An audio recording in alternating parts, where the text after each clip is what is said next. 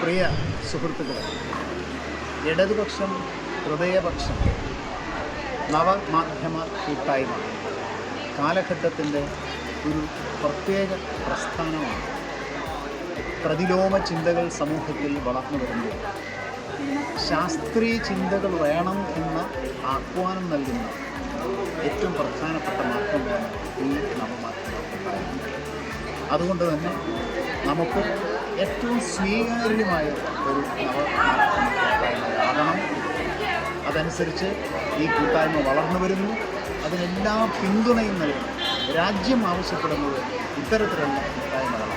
മതനിരപേക്ഷ ചിന്തയുണർത്തുന്നു, സാംസ്കാരിക ചിന്തകൾ ഉണർത്തുന്നു, കൂട്ടായ്മകൾ വികസിപ്പിക്കുന്നു.